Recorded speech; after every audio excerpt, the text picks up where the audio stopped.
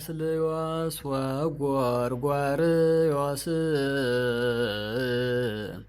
ሀበ ስእሉ ለቅዱስ መርቆሬዎስ ለነገሥታት ጭንቅ የሆነ አሁንም የነገሥታት ገናነትን አያስጨንቅህ። በድፍረቱና በጀግንነቱ ብዙዎች የመሰከሩለት ያስፈራሩት ይሞክራሉ፣ ግን ያን ሁላ እንዴት በእምነት እንዳለፈ ነው የምናየው። ጠላቶችን ያንበረከከ ኃያልና ጥበበኛ ወጣት እጁ በደም ተሞልቷል፣ ግን ብዙዎቹ ጠላቶችን ያጠፋቸው። አሁንም ድረስ ብዙዎች ያከብሩታል። ወዳጅ ያደረጉትም ቁጥራቸው ቀላል አይደለም። እንደ ልጅና እንደ አባት ነው። በስሙ ለተማጸኑ ሁሉ ፈጥኖ የሚደርስ እውነተኛ ረዳት። ልክ ያንን ነገር ላደርግ ስል የሆነ ድምፅ እሰማለሁ። ድምፁ እንደሆነ ታውቃለህ? የፈረስ ኮቴ ነው የምሰማው። በዓለም ላይ ስሙ እንዲህ የገነነው ወጣት ማን ነው?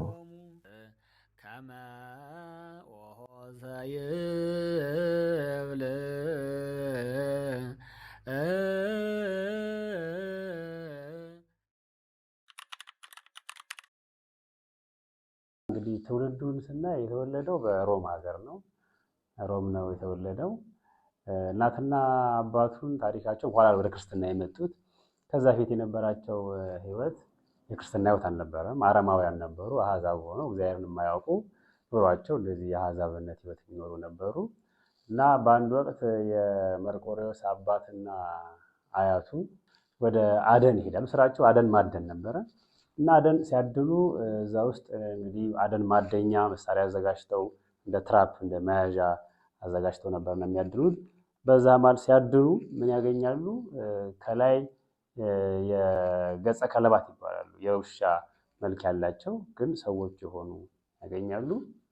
ከዛ በዛ ሰዓት የመርቆሬዎስን አያት ይገሉታል፣ የኛ ገጸ ከለባት።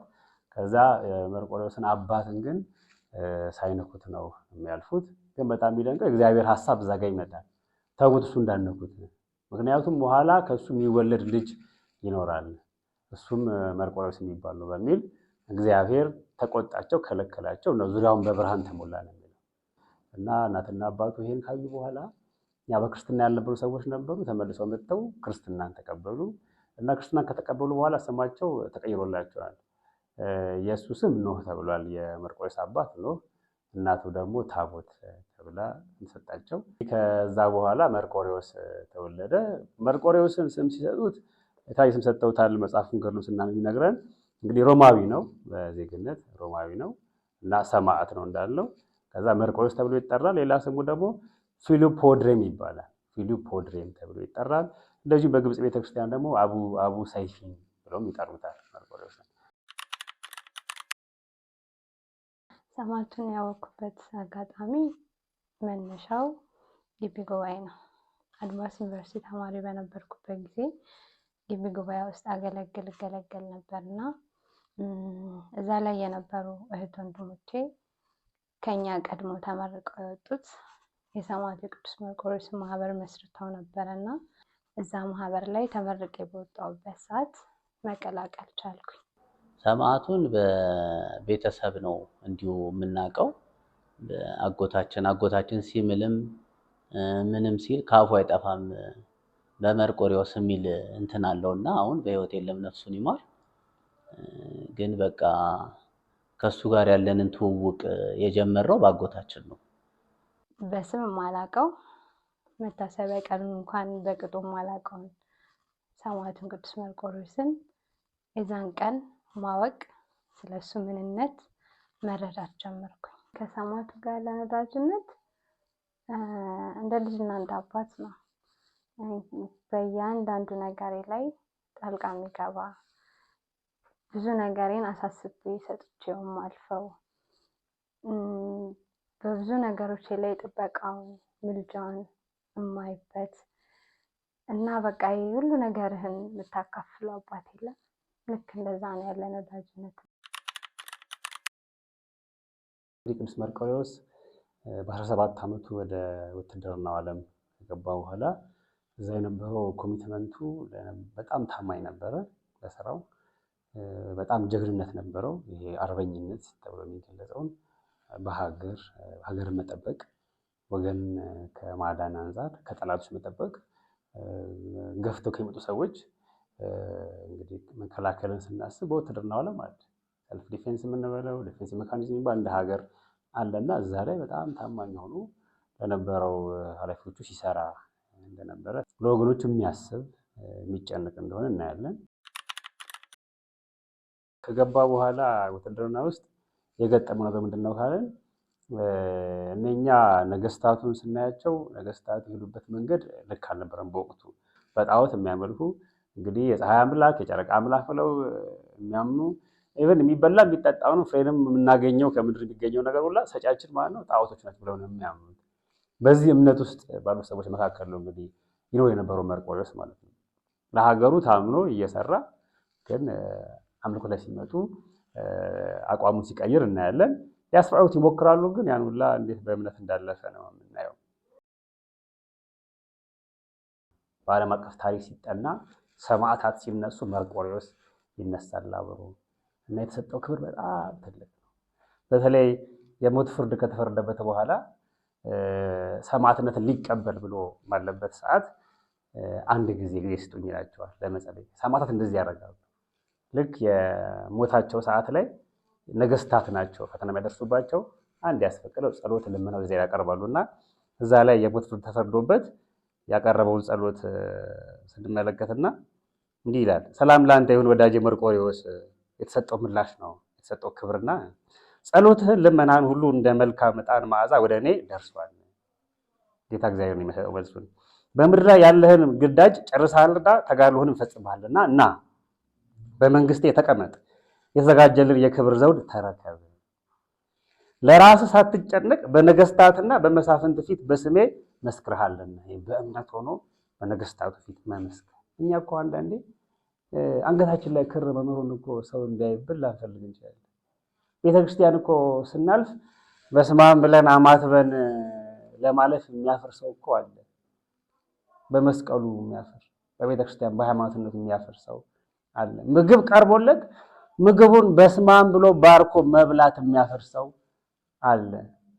ግን የክርስቲያኖች ምስክርነት እያደገ ሲሄድ በነገስታት ፊት እንኳን መመስከር ይገባናል።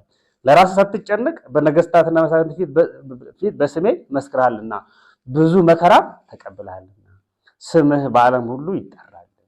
የተሰጠው ክብር ይሁን። እዚህ ምድር ላይ ስንት ዓመት የኖረው መርቆሬዎስ ሲባል በጣም የሚደንቀው ሀያዎቹ መጀመሪያ አካባቢ ሆኖ ነው ሰማዕትነት ተቀብሎ የሚያርፈው።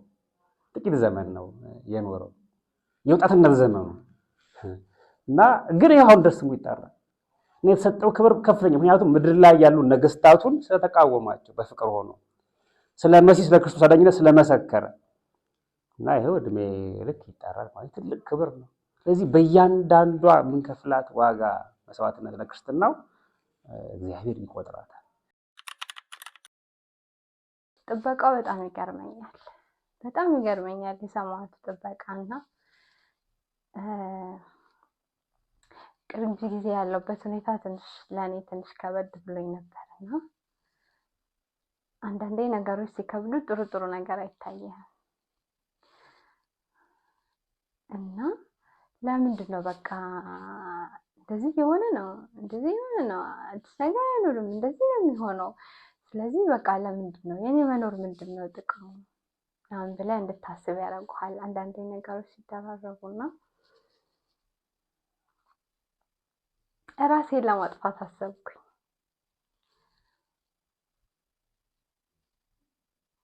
እና ተነሳሁ። በስነ ስርዓት በቃ ራሴን ላጠፋ ተነሳሁ እና ራስ ለማጥፋት የሚደረጉ ነገሮችን ማየት ጀመርኩኝ። ከዛ ማየት ጀመርኩኝና በቃ ልክ እንደሚደረገው ማድረግ ጀመርኩኝ። በቃ ራሴን ማጥፋት አለብኝ እና በጣም አጭር ነገር በቃ ወዲያው ልጠፋበት የምችልበትን ነገር ማድረግ አሰብኩኝና ተነስቼ ለማድረግ ሄድኩኝና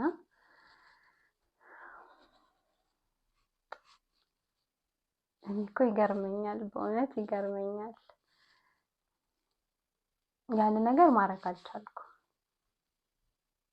እና ምን ይሰማኛል መሰለህ? በቃ አውቀዋለሁ እንደማልቆይ አውቀዋለሁ። ራሴን ለማጠፋ አውቀዋለሁ ወስኛለሁ ምናምን ምንም የሚጸጽተኝ ነገር እንዳይኖር አድርጌያለሁ በቃ ራሴንና ልክ ያንን ነገር ላደርግ ስል የሆነ ድምጽ ሰማለሁ እና ድምጹ እንደሆነ ታውቃለህ የፈረስ ኮቴ ነው የምሰማው ገናኝ የዛሬ 7 ዓመት በግምት 7 ዓመት አካባቢ የምሰራው ያው ውድወርክ ነው እንጨት ስራ ነው ከአንድ ጓደኛዬ ጋር ሼር ሆነን ነው የምንሰራውና በዛ ጊዜ ያው ስራ እየሰራን ወርክሾፕ ላይ ማሽኖቻችን ይሰረቃሉ እና የዛ ጊዜ ዛሬ 6 ዓመት 7 ዓመት ሼር ነው የምሰራው ከጓደኛዬ ጋር ጧት ስንመጣ ስቶራችን ወደ 5 ማሽን በጣም ውድ ማሽኖች ይሰረቁብናል ለጊዜው ሰራተኞቹን አረጋግተን ባለው ማሽን ወደ ስራ ገባን ከሳምንት በኋላ ድጋሚ ተሰረቀ ድጋሚ ሌላ 5 ማሽን ተሰረቀ ከሳምንት በኋላ የዛ ጊዜ በጣም ደነገጥን ጥበቃውም ራሱ በቃ እኔ ነኝ ጥፋተኛ ብሎ ብዙ ጮኸ ለማረጋጋት ሞከርን ሰራተኞች ስራ መስራት አልቻሉም የሚሰሩባቸው ማሽኖች ናቸው መስራት አቆምን በቃ ስራ አቆምን የዛን ጊዜ ባሉት ማሽኖች ነበር እየሰራን የነበረው ከዛ በኋላ ግን ምንድነው ያረኩት ለፖሊስ ሄደን አሳወቅን እና ፖሊስ ጣቢያ ስንሄድ ቀኑ መርቆሪዎስ ነበር የዛን ቀን ሁለተኛ ዙር የተሰረቅንበት ቀን የመርቆሪዎስ የቅዱስ መርቆሪዎስ ቀን ነበርና የዛን ቀን ፖሊስ ጣቢያ እንደሄድን መርማሪውን ፈልገን ነበር እንደዚህ ቆይሱ መርማሪው አለ ይመጣል ጠብቁት ብሎ አንድ 20 ደቂቃ ምናምን ጠበቅን እዛው ፖሊስ ጣቢያ እዛ ቁጭ እንዳለን አንድ ሻንጣ ውስጥ እኔ ብዙ ጊዜ እኔም ራሴ ባለሙያ ስለሆንኩኝ ብዙ ጊዜ የምሰራበትን አንዱን ማሽን አየሁት እዛ ፖሊስ ጣቢያ ውስጥ ከ10ሩ ማሽን 8ቱ ማሽን ተመለሰ ማስረጃ ሳናቀር ፖሊሶቹ የእናንተ እንደሆነ አረጋግጠናል የተወሰነ ወረቀት አሳየናቸው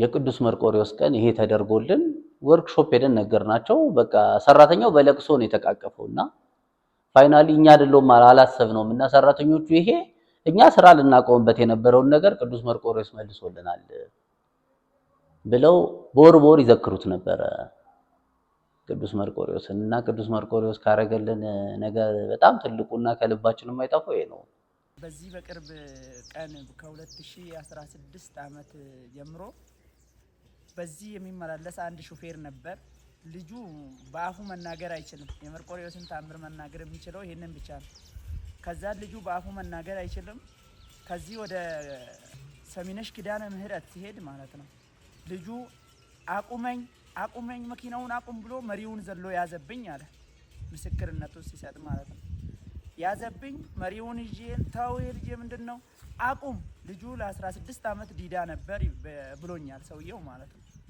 ለ16 ዓመት ዲዳ ሆኖ መናገር የማይችል ልጅ በሊቀ ሰማዕቱ ቅዱስ መርቆሪዎስ መሳለሚያ ፊት ሲደርስ ይህ ህፃን መናገር ቻለ ይህንን የቅዱስ መርቆሪዎስን ተአምር እስከ ዛሬ ያ ሰው እየተናገረ በየአመቱ እየመጣ እዚህ እየተናገረ ነበር ልጃቸው እናቱም ነበረች ያላቸው አንድ ልጅ ነበር ያ ልጅ እንደዚህ ይሄንን ሊቀ ሰማዕቱ ይሄንን ተአምር አደረገላቸው እና በመታጠቢያ ቤቴ ጋራ መስኮት አለች ትንሽ መስኮት አለች መታጠቢያ መስኮትና በሱ ጋር ነው የምሰማውና ያ ድምጽ እየቀረበ ይመጣል እና እኔ ለማድረግ ነው መሞከረው ነገርና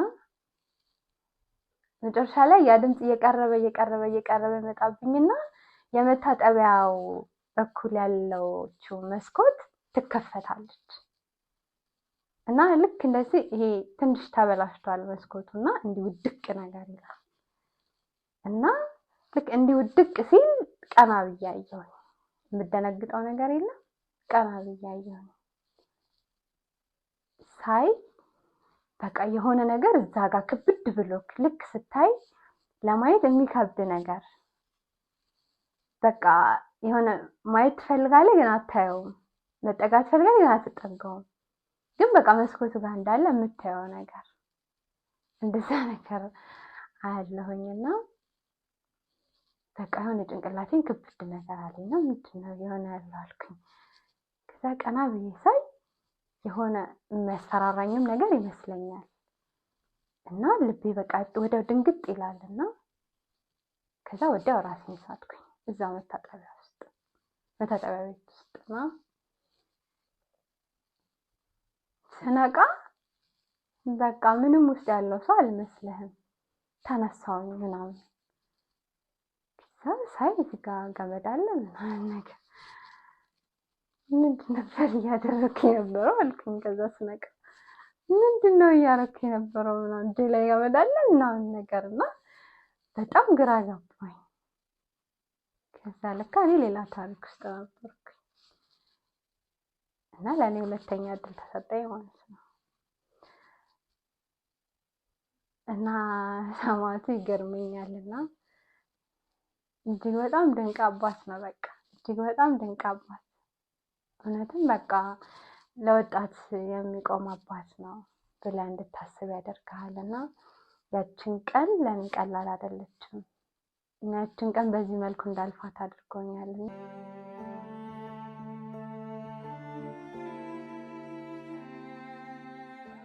ኡልያኖስ የሚባል አንድ ንጉስ በጣም መከራ ያደርስ ነበር ክርስቲያኖች ላይ። ይሄ ኡልያኖስ ከታናሹ ቆስጠንጢኖስ ከሚባለው ከሱ በኋላ የነገሰ ሰው ነው። ክርስቲያኖችን በብዙ መከራ ስቃይ ያሰቃያቸው ነበር። እነ ባስልዮስ እነ ጎርጎርዮስ እስር ቤት ገብተው ነበር እና ባስልዮስ ዘቂሳርያ እና ጎርጎርዮስ ይጸልያሉ መርቆሬዎስ ሆይ ከጠላቶቻችን አድነን እያሉ ይጸልያሉ። እና እንዲህ እየጸለዩ እያለ የመርቆሬዎስ ስዕል ከፊታቸው ይመጣል። ከዚያ ይመጣል ያናግሩታል። ከዛ መርቆሬዎስ ደግሞ ይሄድና እንግዲህ ከአምላኩ ከእግዚአብሔር እኛ እንዲገባ ነው እንግዲህ ታሪኩ ከእግዚአብሔር ልመና ያቀርባል። ከዛ እግዚአብሔር ደግሞ ይሰማውና ጌታችን ኢየሱስ ክርስቶስ ኡልያኖስ ሂድና ግደለው ይላል። ማነው? መርቆሬዎስ ደግሞ እሺ ብሎ ከጌታ እግዚአብሔር ቃል ተቀብሎ መጥቶ ኡልያኖስን ገደለው። ኡልያኖስ በዛ ዘመን ክርስቲያኖችን ያሰቃየ ሰው ነው፣ ገደለው። ከዛ ጎርጎርዮስና ባስልዮስ ለጸሎት እስር ቤት ሆነው ጸሎት ነበራቸው፣ ጸሎት ቦታ ነበራቸው። እዛ እየጸለዩ ነው። ስሉንም ስታዩት አሁን እናያለን የመርቆሬዎስን ስዕል። ያው እዛ ጋር የምታያቸው እስር ቤት ሆነው ጎርጎርዮስና ባስልዮስ ናቸው እየጸለዩ እና መርቆሬዎስ ይኸው ኡልያኖስን ሲገድለው። ከኋላ የምናያቸው ደግሞ ገጸ ከለባት የሚባሉት እንዴት ያግዙት እንደነበር ታሪኩ ይናገራል። አባቱንም አግዘውታል። መርቆሬዎስን በውጊያ ውስጥ ማግኘት እንደነበር ታሪኩ ይነግረናል። እሱን ነው የምናየው። ስለዚህ ኡልያኖስን ከገደለው በኋላ ጎርጎርዮስና ባስልዮስ መጥተው ስዕሉ ጋር ሲያነጋግሩት ገደልከው አሉት። አዎ ብሎ አሳየ።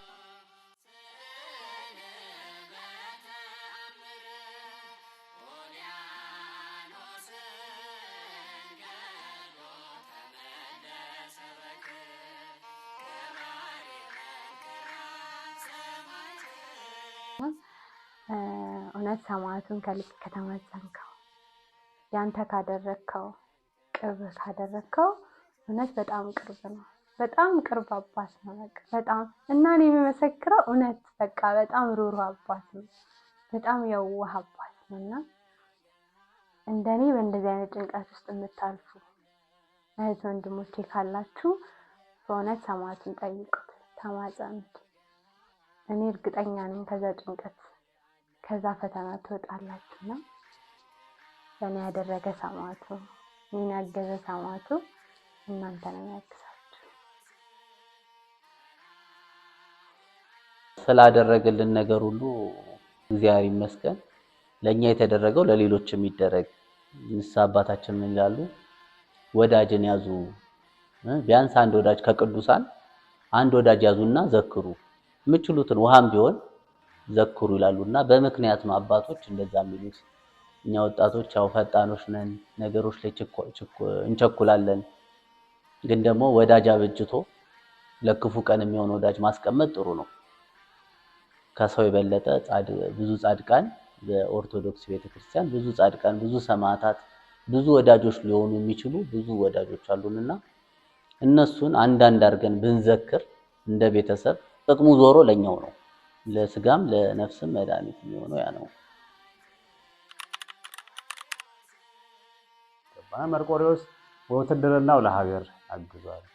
ደግሞም በመንፈሳዊ ውትድርናው ደግሞ ለዓለም ተርፎ እናየዋለን እና እኛም ዘመናችንን በመንፈሳዊ መንገድና በስጋዊ ኑሯችን ላይ እግዚአብሔር ይዘን የምንጓዝበት መሆን ይችላል ነው ገልጸው። አሁን ብዙ ጊዜ ሃይማኖትን ለመግለጥ እንፈራለን። መርቆሬዎስ ግን ሳይፈራ ሃይማኖቱን በእምነት በድፍረት ሆኖ ገልጿልና እዚህ እምነታችንን በድፍረት መግለጽ እንድንችል ቅድም ነገሥቱ ቃል ኪዳኑን እንዳየነው መርቆሬዎስን ሁልጊዜ በሕይወታችን ማሰብ አለብን። ልክ ፍጡነ ረድኤት ጊዮርጊስን ስንጠራው ፈጥኖ እንደሚመጣ ቅዱስ መርቆሬዎስን በሕይወታችን በሚገጥመን ችግር፣ ፈተና፣ ሕማም፣ መከራ ሁልጊዜ እሱን ማስታወስ፣ ስሙን መጥራት፣ ወር በገባ በ25 ዝክሩን መዘከር፣ ገድሉን ማንበብ፣ በሱ ዙሪያ የተዘጋጁት ዶክመንተሪዎች፣ መጽሐፎች፣ ፊልሞች ካሉኛ መከታተል ስናደርግ የመርቆሬዎስ የሰማዕትነቱ መንፈስ ወደኛ ይጋባል።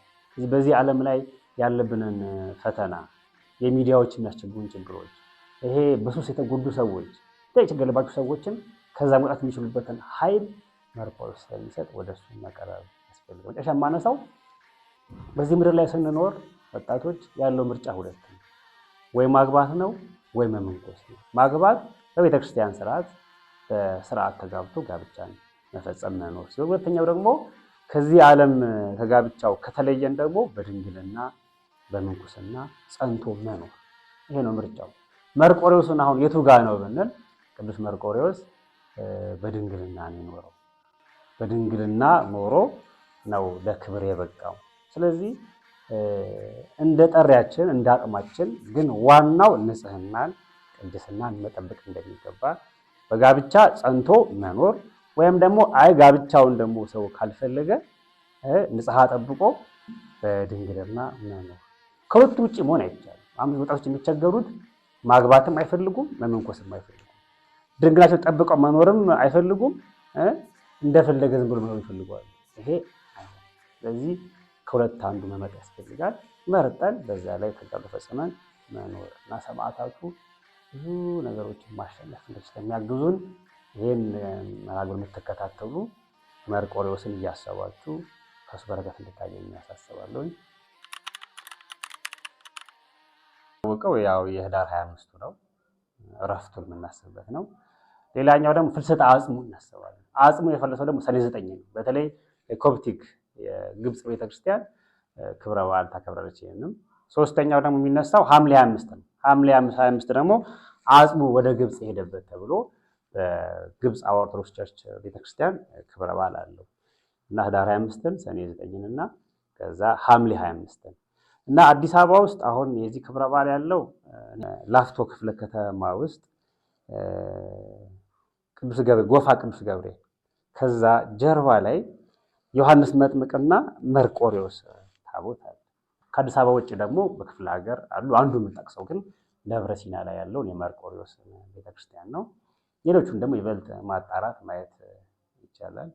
ስለዚህ እነኝህን ቦታዎችን በማሰብ የቻለ ደብረ ሲና ሄዶ ያልቻለ ደግሞ አዲስ አበባ ላይ አልኳችሁ የጎፋ ገብርኤል አካባቢ ተሄዶ ወደ ውስጥ ገባ ብሎ አለ። እዛ ላይ መርቆሬዎስ ቤተክርስቲያን አለ። እዛ ሄደው እንዲያከብሩ እናሳስባለን። እግዚአብሔር በቸርነት ይርዳን። በስብሐት ለእግዚአብሔር። ለአምላክህ የታመንክ እስከ ሞት ድረስ የአብ ወዳጁ አገልጋዩ ለክርስቶስ ኃያል መስተጋድል ገባሬ ተአምር ጽኑ ሰማዕት አንተ ፒሉፓዴር ባስልዮስ ጎርጎርዮስ በእምነት ቢጠሩ አድነን ቢሉ ቢማጸኑ በስምህ በስዕልህ ፈጥነህ ደረስክላቸው ጠላታቸውንም አጠፋ። በፈጣሪ ዘንድ የተወደድህ ሰማዕት ባለብዙ ክብር ባለብዙ ሞገስ እኛም ልጆች በእምነት እንጥራ እንማጸንህ የሀገራችንን ጽኑ ሰላም አደራ እንበልህ። ጳጳሳቱን የሰማ የተራዳ አንተ መርቆሬዎስ እኛንም ወደ ቅዱሱ መንፈስ አቅርበን አጽናን አበርታንም። ምሕረት ቸርነትን አሳስብልን ከክርስቶስ ኢየሱስ